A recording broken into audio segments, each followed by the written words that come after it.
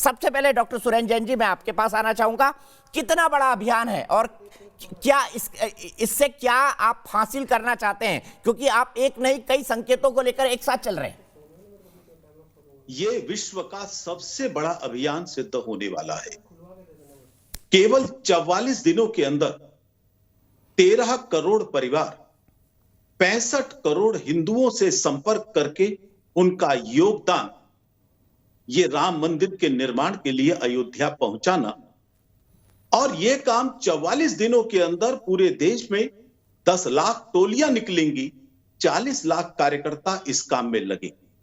इतना बड़ा अभियान आज तक के इतिहास में कभी नहीं। आपकी बात ठीक है, भव्य तो बनेगा ही। माननीय सुप्रीम कोर्ट के आदेश के बाद जो भी इस पर राजनीति खेलता है, वो चाहे किसी भी व्यक्ति हो, उन्हें यह समझ लेना चाहिए ये राजनीति उनको और गहरे गर्त में ले जाएगी। स्वयं मुलायम सिंह यादव जी ने एक बार कहा था कि मैं राम से लड़ाई नहीं लड़ सकता, जो कोई इस निर्णय का अपमान करेगा, इसकी अवहेलना करेगा, ध्यान कर लेना वो सीधे सीधे राम से ही नहीं, इस देश के उस समाज से भी लड़ाई रहा है जो राम को केवल भगवान नहीं, राम को अपना सर्वस्व मानते हैं। आखिर इस देश की सुबह राम राम से शुरू होती है, इस देश की शाम राम के साथ समाप्त होती है, जीवन का प्रारंभ राम से होता है और जीवन का अंत भी राम नाम सत्य से होता है।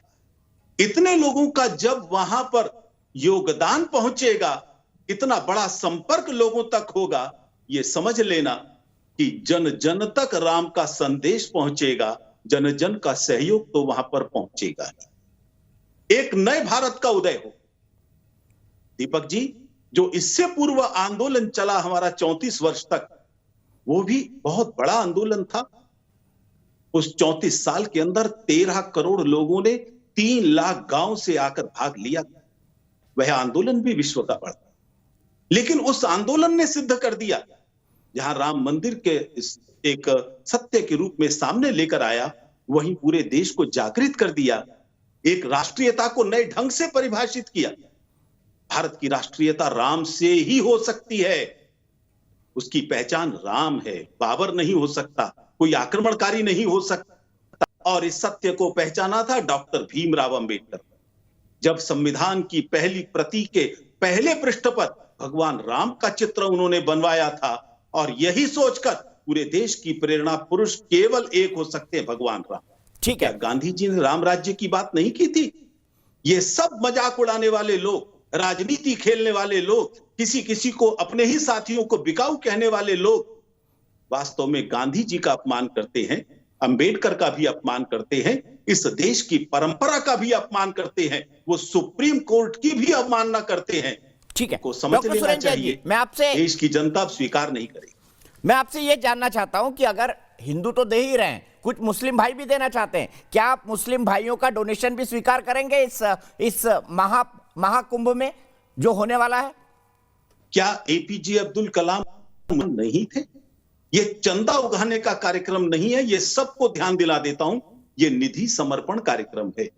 जो राम के प्रति समर्पित हैं, उनकी निधि राम के चरणों में जाए। जो भी देशवासी राम को अपना पूर्वज मानते, राम के प्रति समर्पित हैं, उनकी पूजा पद्धति कुछ भी हो उससे फर्क नहीं पड़ता। हिंदू की भी परिभाषा वही है, राष्ट्रीय की भी परिभाषा वही है, उनका चंदा स्वीकार्य है।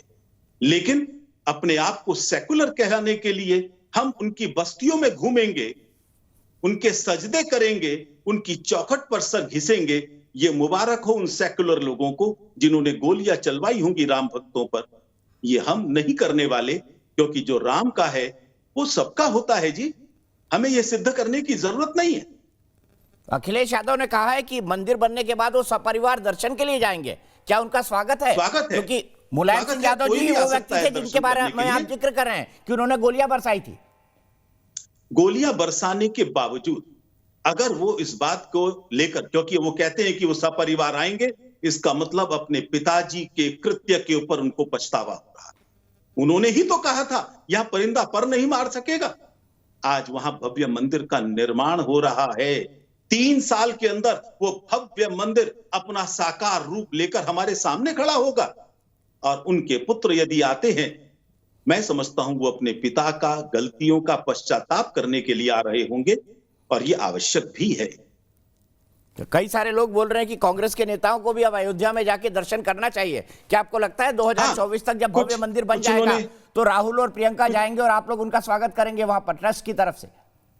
ऐसा है कि वो अवसर के लिए कुछ भी कर सकते, वो जब ऊपर से जनेऊ धारण कर सकते हैं।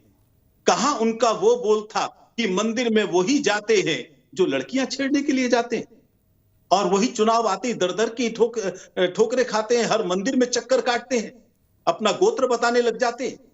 मैं समझता हूं उनकी इन चालों को देश समझ चुका है। वो आए, एक भक्ति भाव से आए राम के प्रति, उनका कोई दिक्कत नहीं है, कोई अपमान नहीं होगा। लेकिन वो यदि आएंगे राजनीति खेलने के लिए, तो मैं समझता हूं कि अयोध्या की जनता भी उनको पहचाने। 2019 के हमने चुनाव देखे, एक शब्द हम हमेशा भारत की राजनीति में सुनते थे, धर्मनिरपेक्षता। लेकिन धर्मनिरपेक्षता के नाम पर 2019 में किसी के ने वोट नहीं मांगे। क्या आपको लगता है कि धर्मनिरपेक्षता की राजनीति का वक्त अब इस देश के अंदर खत्म हो चुका है?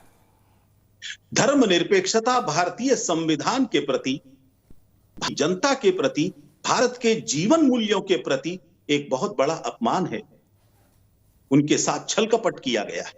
धर्मनिरपेक्षता का मतलब इन्होंने धर्म विरुद्ध बना दिया। क्या आपका धर्म नहीं है एक पति के रूप में अपनी पत्नी के प्रति? आप कैसे धर्मनिरपेक्ष हो सकते हैं जी? इसलिए धर्म का मतलब कर्तव्य है। इन्होंने ना धर्म को समझा है, ना देश को समझा है, ना राम को समझा है, ना देश की जड़ों को पहचाना है।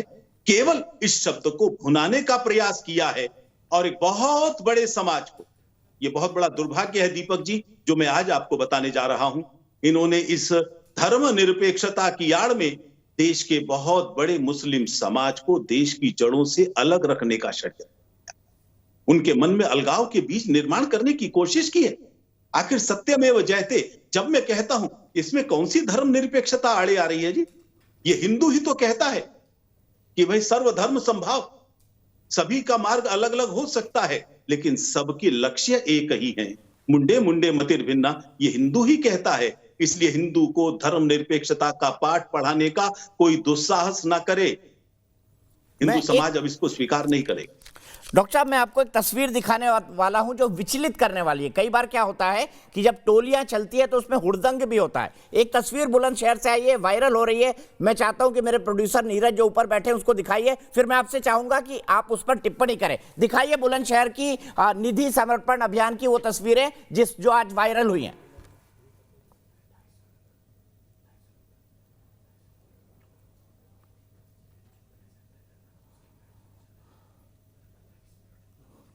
सर, मैं वो तस्वीर दिखाऊं उससे पहले एक और सवाल मैं आपसे पूछना चाहता हूं। क्या आपको लगता है सेक्युलर शब्द जिसको बाद में, ये देखिए, फिर मैं आखिरी सवाल पूछूंगा आपसे। हिंदुस्तान।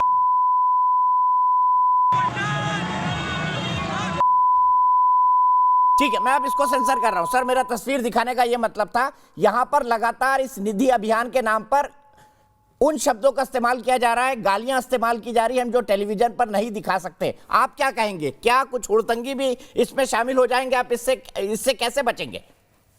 हमने पूरे देश में सूचना दी है, संघर्ष की बेला समाप्त हो चुकी है, अब निर्माण की बेला है।